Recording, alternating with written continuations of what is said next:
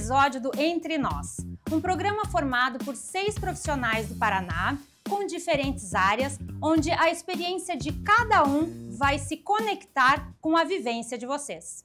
Ter autoestima não é sobre se sentir bem o tempo todo, é sobre se reconhecer mesmo nos dias mais difíceis.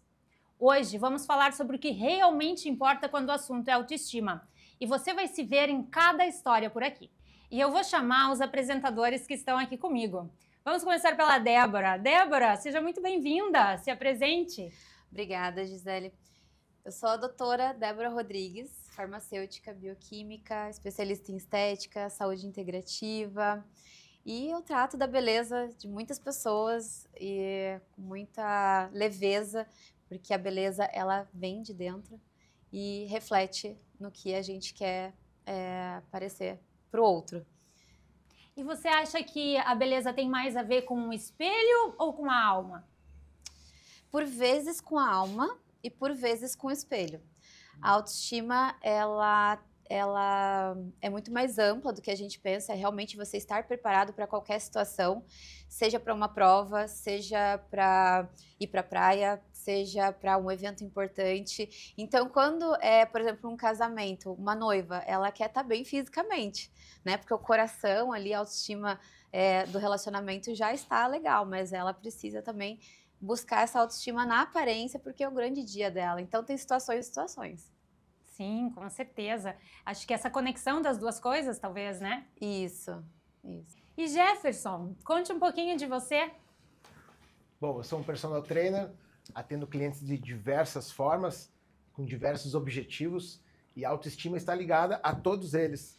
É um autocuidado que as pessoas têm com o seu corpo, e muitos deles, além da estética corporal, têm o trabalho da mente. Esse autocuidado ou essa autoestima está envolvido em todos os atendimentos. E será que um corpo forte tem a ver com autoestima em dia, saúde em dia? Com certeza, um corpo bonito sempre vai deixar a pessoa de bem consigo mesma. Esse autocuidado, ter um corpo forte, a atividade física em geral traz seus hormônios do bem-estar. Então, os clientes como um todo chegam para o treino de uma forma e saem sempre muito melhor. Ismael, seja muito bem-vindo. Conte um pouquinho da sua área. Então, meu nome é Ismael Nussabem, sou fisioterapeuta, trabalho com atletas de alta performance, trabalho com prevenção, bem-estar, saúde. Resumindo, a gente trabalha com dor. Ah, muito bem. E você sente que a autoestima, ela passa por essa dor física também? Ah, com certeza. Eu digo que 60% aí das nossas dores, em compensação, elas vêm por questões emocionais.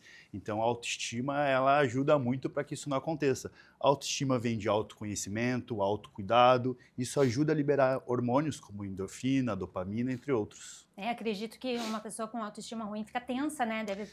Além de tensas, ela é propícia a criar doenças secundárias, né? Então, ali, a dor de cabeça, por exemplo, é uma delas. Bem-vindo, Áureo. Conte um pouquinho sobre a sua área. Muito obrigado. Me chamo Áureo Bernardo, sou advogado especialista em planejamento patrimonial da família e estou aqui para te ensinar educação patrimonial. Cuidar do seu patrimônio. Cuidar do seu patrimônio também é cuidar da sua saúde. Vinícius, seja muito bem-vindo. Conte um pouquinho pra gente como que é a sua área. Então, eu me chamo Vinícius, eu sou médico ginecologista, eu sou especialista em ginecologia endócrina e sexualidade humana. Então, dentro da ginecologia, na verdade, eu cuido da mulher como um todo, em todas as fases da sua vida, porque vocês bem sabem, a mulher é um ser muito complexo, muito amplo e merece um cuidado muito detalhado, muito especializado em cada uma dessas fases. Ah, muito bem. Vinícius, você acha que libido e autoestima andam juntos? Na verdade, está totalmente conectado. Se a mulher não tem autoconhecimento, não tem autoestima, logicamente não vai existir libido. O libido, na verdade, é um processo final de um autoconhecimento, de uma autoestima. A mulher precisa, de fato, estar bem consigo mesma para que ela consiga, de fato, chegar a um ápice de prazer, de bem-estar. Então, existe uma conexão total nisso. E Gisele, se apresente também para a gente.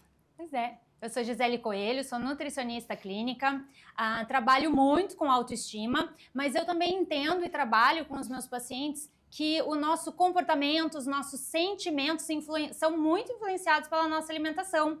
E às vezes a gente fica tão tenso com relação à alimentação que a nossa autoestima fica ruim também. Tá com um corpo lindo, mas não necessariamente está com a autoestima boa, né? Então, entender que a autoestima, ela vai além, né, da aparência física. A gente consegue trabalhar um corpo bonito, faz parte da autoestima, mas quando você está seguro do que você está fazendo, está seguro da sua saúde, eu acho que essa autoestima, ela realmente transborda, né? E você fica realmente com essa sensação de prazer em viver. Então, na área da nutrição, eu acho importante a gente trabalhar esse contexto geral, né, que vai além do prato, mas quando a gente se alimenta tranquilo, tem um planejamento alimentar, a gente vive muito mais leve e aí sim a autoestima fica boa e transborda.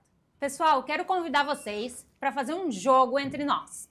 Então, vamos sortear os nomes, umas perguntas e a gente vai respondendo e vai interagindo, unindo todas as nossas áreas. Vamos lá. Perfeito. Maravilha. Então a gente vai começar o nosso jogo sorteando o nome e a pergunta. Primeiro nome, sorteando aqui com a Débora. Gisele. Opa, vamos lá. Tcharam. Pergunta.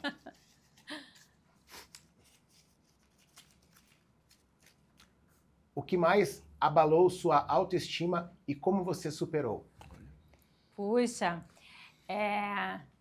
se for conectar, assim, né, vida pessoal com vida profissional, acho que a minha autoestima junta bem aí, assim, acho que o principal abalo da minha autoestima foi no meu divórcio, foi recente, e eu tinha estruturado a minha vida para tentar me dedicar mais para minha família, para os meus filhos, acabei deixando meu trabalho em segundo plano, e quando eu precisei retomar, que não estava mais com a minha agenda completa, foi onde a minha autoestima mais abalou.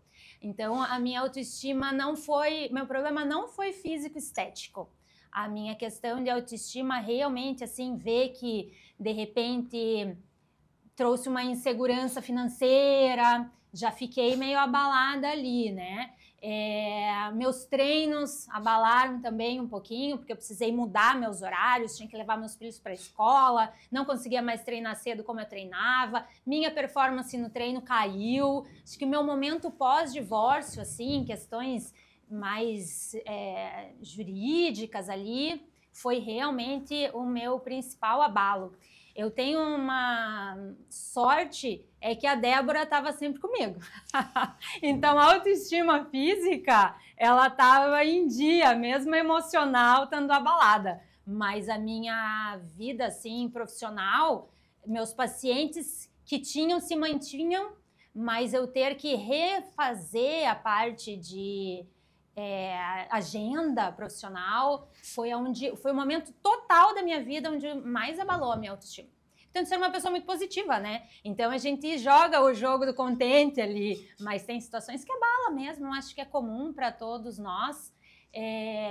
Como eu sou muito segura da minha alimentação, né? Então, eu consegui manter bem a autoestima física, assim, a aparência, isso para mim flui naturalmente, né? Porque eu trabalho com isso. Então, cuidar da alimentação, por isso que eu estimulo tanto os meus pacientes a trabalhar essa questão emocional. Quando você garante que a tua alimentação, que o teu corpo está nutrido, você fica tranquilo para entender o que é emocional.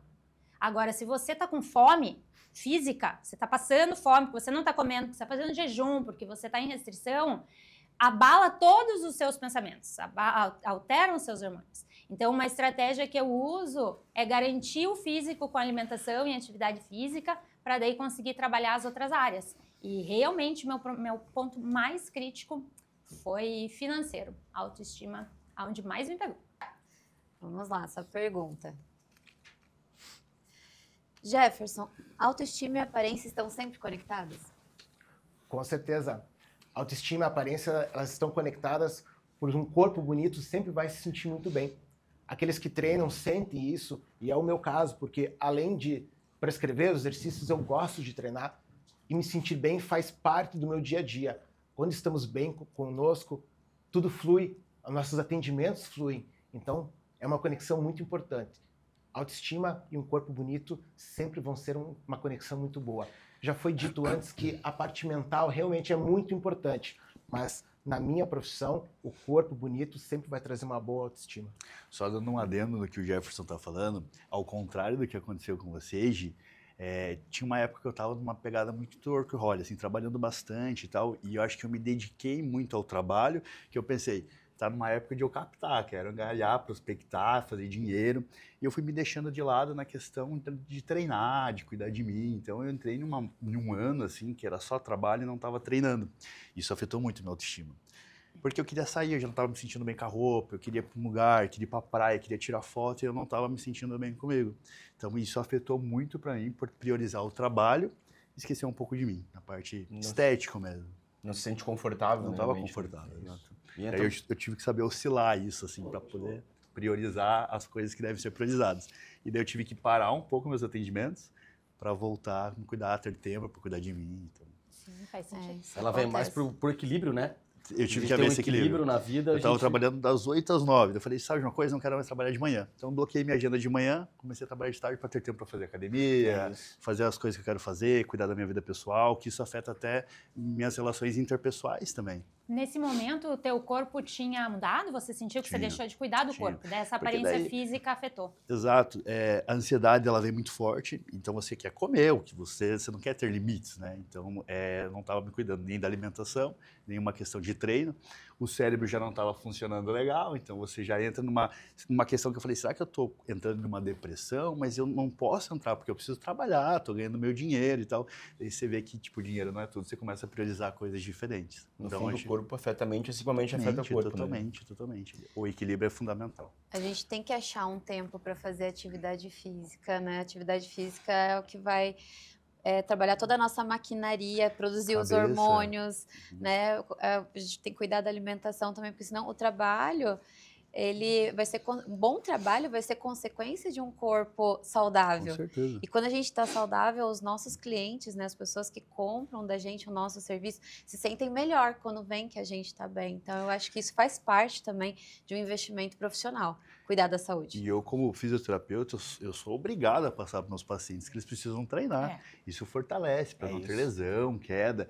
E, de repente, eu vim de um papel que estava sendo totalmente contraditório da minha vivência profissional. O nosso exemplo é fundamental, Totalmente. né? Eu também tiro uma hora do meu dia que é minha, para o meu treino. Isso é muito importante, porque é isso que eu prezo. E eu falo para os clientes, você precisa tirar 1h30 do seu dia e se dedicar à atividade física. Mas e você, professor, você treina? É lógico. Então, o meu exemplo eu sinto que é muito importante. E para mim é isso. Eu estando bem com o meu corpo, a minha autoestima está elevada, o dia corre muito melhor. E quando a cabeça está boa, o corpo funciona legal. Então, assim, é uma questão de estética, por primeiro, sim. Mas a gente tem que pensar bem na parte cognitiva, essa parte emocional, para se sentir bem. O cérebro, ele te sabota se você deixar. Agora, vou passar para o meu amigo Vinícius para que ele faça um novo sorteio. Vamos lá. Débora. Vamos lá. Aqui, essa mesmo. Vamos lá. Débora, você já fingiu estar bem por fora enquanto estava mal por dentro? Já, quem nunca? Quem nunca? Eu acho que isso também está relacionado com a autoestima. Quando você sabe o que você tem que fazer, mesmo não estando bem, mas isso tem que ser tratado também. A gente não pode negligenciar, né? Você não está bem, você abraça isso naquele momento que você precisa parecer bem. Você, né, veste uma armadura, digamos assim, se maquia, arruma o cabelo, põe a melhor roupa. Eu digo que no dia que eu tô pior, é o dia que eu mais me arrumo. Porque aí você vai se olhando no espelho, a autoestima ela vai acontecendo por causa da aparência, porque você tá num salto, você já muda a sua postura, você tá bem maquiada, você já esconde um pouco ali a cara de choro, talvez, né, dependendo do momento. Enfim, então a aparência ela traz isso também, ela busca um pouquinho dessa autoconfiança e daí depois, no segundo momento, eu vou buscar aquilo que tá me incomodando e realmente tratar, se é com uma terapia psicológica, se é uma consulta com um advogado, né, tem que procurar resolver isso. Mas eu uso muito da estética para reaver a minha confiança em momentos que eu não tô bem. Já aconteceu de eu dar uma aula e chegar, né, com blazer, bem maquiada, bem arrumada, 7 horas da manhã. Aí a aluna falou assim, nossa, professora, como é que você consegue estar bem assim, né, 7 horas da manhã? Falei, olha, nos dias que eu tô pior, provavelmente são os dias que eu mais você vai me ver bem. Então é sobre isso, é a minha dica aí. Eu que atendo direto mulheres, eu vejo que a mulher, muito mais que homem, ela consegue realmente vestir armaduras, porque eu acho que indiretamente a sociedade impõe isso para a mulher, né? Então a mulher ela já carrega indiretamente ou inconscientemente alguns fardos, né? De dar conta da casa, dar conta de trabalho, dar conta da família, dar conta. Então por mais que ela tente delegar funções, ela assume muita coisa para si. E às vezes ela começa a colocar armadura e maquiagem na frente de armadura e maquiagem para tentar camuflar algumas coisas, né? Mas isso é um grande problema, porque de repente isso, quando desmonta, quando essa armadura cai, às vezes cai de uma forma muito intensa, né? Então é muito importante que se identifique, né, quando está com essas questões, para de fato ir tratando. O que está sendo o problema nesse momento? Né? Porque às vezes chegar num quadro, por exemplo, de burnout, é muito comum. Eu vejo muito na prática, inclusive. Entender a causa do problema, né? A causa ou as causas, ou realmente delegar funções, né? Acho que é importante. Eu acho que tem o fato da mulher, né, que tem que ser mãe, mulher, então, mas tem o fato de o homem, quando ele é o provedor da casa, também passar por momentos difíceis, financeiros, e chegar em casa e às vezes não ter esse acolhimento e não falar muitas das vezes o que está acontecendo lá fora.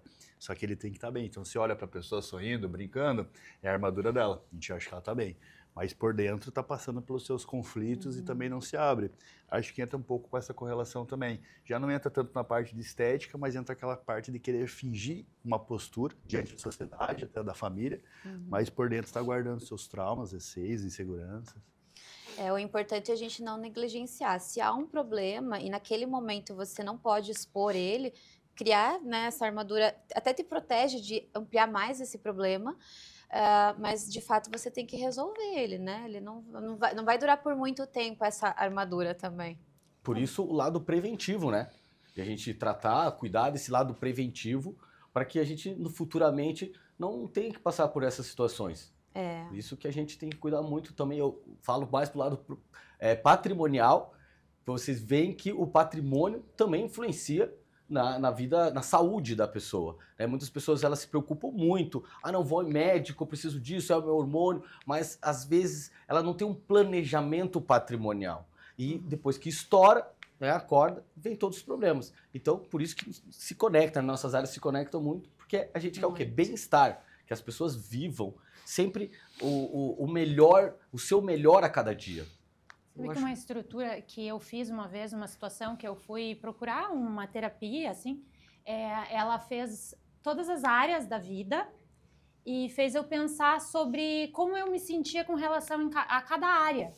Então, se minha alimentação está bem, se eu estou bem com os meus exames de sangue, se eu estou bem com a minha saúde, se eu estou bem com a minha autoestima, se eu estou bem com a minha família, com a minha espiritualidade. Talvez quando a pessoa está sentindo que a tua autoestima não está boa, pode ser um exercício. Para mim funcionou bem. Eu trabalho bastante isso com os meus pacientes. Entender, fazer um checklist mesmo, como que estão todas as áreas da minha vida, e daí você vai com um planejamento estruturando uma delas, né? Uma por uma, né? Entendo assim que essa questão da maquiagem, né? Ela é fácil de resolver.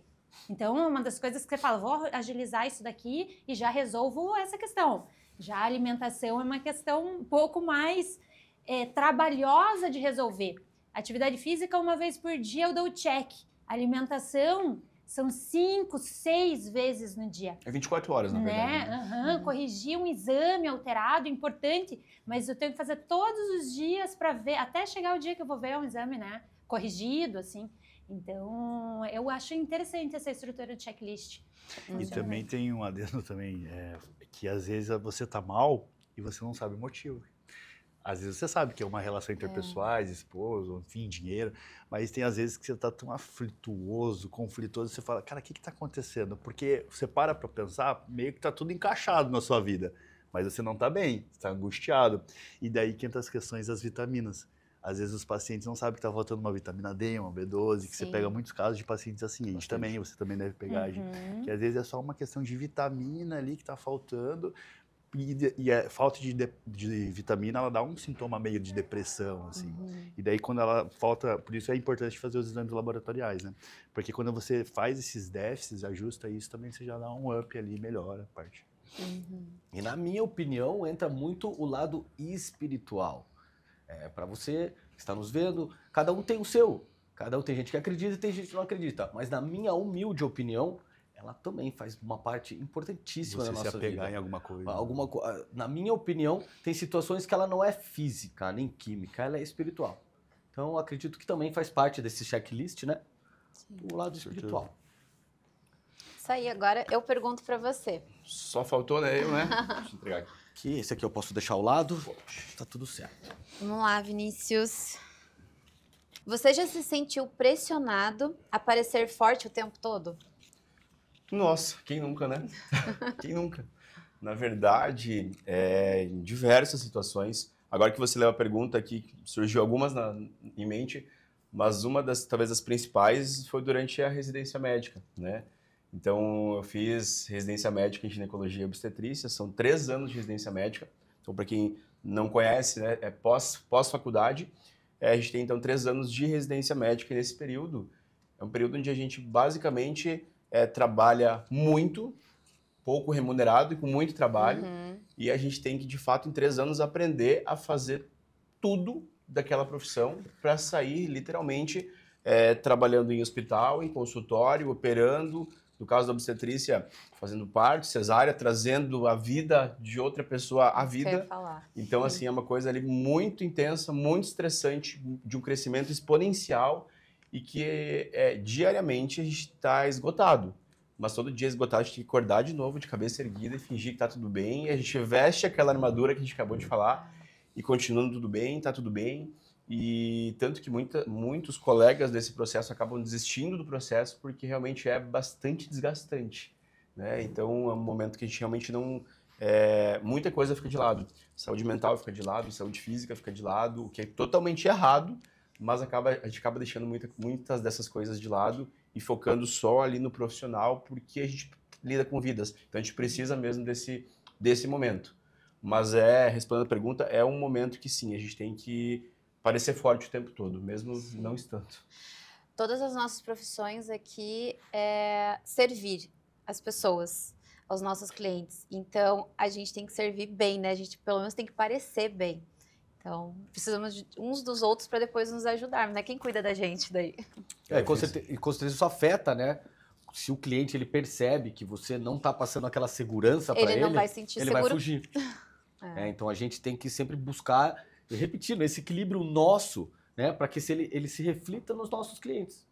Trazendo para o meu pessoal ainda, teve algum período, já há alguns anos, que eu fazia bastante plantões noturnos. Eu fazia meus plantões noturnos e saía do plantão, precisava fingir que eu tive uma boa noite de sono e estar pleno no consultório para atender com qualidade aquela pessoa que me trazia uma demanda imensa de problemas do seu dia. Então, muitas vezes com sono, cansado, eu respirava fundo e tinha que parecer algo que não estava acontecendo de fato. A gente deixa os problemas em casa, às vezes lava o rosto e vai no automático e só vai. Olha o problema. E quando a gente vai no consultório médico, a gente quer ver um médico lá saudável, inteirinho, né? Pronto para resolver o nosso problema. Quer saber se você tem problema, né? Não, A gente não quer saber se é ser humano, né? Que é igual nós. Quer saber de... Eu atendo muitos médicos porque justamente isso, cuidam muito dos outros e se deixam de lado. E é legal que esteja bem, né? Não só médicos, acho que todo profissional da saúde, principalmente, tem muito disso, né? De acabar se deixando... Eu atendo muitos profissionais da saúde nessa mesma demanda, que trabalham muito e que não têm tempo para se cuidar. Então, para nós, esse exemplo é importante da resiliência. A gente sempre precisa estar bem, né? Mesmo não estando. Então, esse personagem, eu gosto de dizer que é um personagem que entra ali, ele precisa entrar. Então, a nossa energia, essa troca de energia, ela é muito importante e ela tem que acontecer, essa resiliência, ela tem que ser diária, né? Gente, pegando um gancho, porque todos nós, apesar de não sermos profissionais de saúde mental, hoje eu entendo porque eu tinha psicologia na faculdade, porque a gente acaba sendo um pouco de terapeuta dos nossos pacientes. Com certeza. E eu trouxe um caso de uma paciente que eu já atendi e entra um pouco dessa parte de você ter um pouco de maturidade emocional para lidar com essas situações. E eu quero compartilhar ele com vocês e saber a opinião de cada um de vocês, tá? Vamos lá. Ó, mulher, 42 anos, bem-sucedida profissionalmente, mas sente que nunca é o suficiente. Mesmo após tratamentos estéticos e acompanhamentos psicológicos, ela não se sente segura com a sua imagem. Como vocês, em suas áreas, ajudariam essa paciente? Porque às vezes, quando a gente lida com dores, a gente sabe que tem questões emocionais, mas a gente tem que cuidar com o que fala também, porque não somos profissionais da área de saúde mental. Então, eu quero compartilhar e ouvir um pouco de cada um de vocês. Áureo, diz lá, se você pega uma cliente assim, qual que é a sua dica? O que você faria com essa situação? Primeiro, ia dar uma bronca nela. Você não fez um planejamento patrimonial. Segundo, nós vamos ter que cuidar dessa dor. É a dor que ela tem, uma dor patrimonial. Algo que se a gente não tratar isso, é como uma doença física. Ela não vai ter uma autoestima elevada, ela não vai conseguir seguir com a sua vida para frente. Então, como eu falei, é dar uma bronca, mas depois eu falar, faça o planejamento, se você não fez ainda, então vamos tratar o que já aconteceu, organize isso, a sua vida financeira, a sua vida patrimonial, que com certeza você vai, aí resolvendo isso, você busca outros caminhos e vai, né, resolver o financeiro, resolver o patrimônio, vai na saúde, vai na estética e assim vai, né, para que ela consiga manter o equilíbrio. Gi, me diz lá, dentro da nutrição e até um pouco da sua vivência, que a gente acaba compartilhando da vivência junto. O que você faria, o que você diria para essa paciente? Quando você faz um planejamento da tua alimentação, você economiza tanto tempo da sua vida. Então, assim, na neurociência, a gente trabalha essa divisão, assim, 80% do nosso raciocínio, ele tem que ser autônomo, automático, e 20% você deixa para as decisões do seu dia a dia. Então, se você pega a alimentação, uma coisa que você tem que estar o tempo todo fazendo, não existe vida sem alimentação. E se você fica pensando no que você tem que comer ao longo do dia todo, você usa esses 20%. Entende? Você tem que deixar a alimentação para os 80%. Então, a nutrição, ela entra nesse planejamento para você não ter que se preocupar com isso. Você só segue. Você está seguro de que tua nutrição, a tua parte de combustível para a vida mesmo, ela está garantida. Então, um profissional planejou isso para você. Então, eu trabalharia dessa maneira. Legal, porque você tem a neurociência junto para trabalhar. Acho que nós profissionais da área da saúde, não só da saúde, diversos, era legal poder entender um pouco desse universo da neurociência, Sim. né? Porque Fazer virar hábito, na verdade. Você dá né? gatilhos que as pessoas precisam. É como se fosse uma organizadora de pensamentos. Ali, exatamente. É uma vez que você está tranquilo de que a tua saúde... teu combustível, na verdade, porque a saúde é muito mais amplo, né? Mas que o teu combustível de energia para a vida, ele tá suprido, você faz aquilo de maneira automática. Tem uma situação que é assim, quando a gente tem tem até o nome de uma síndrome de muitas opções.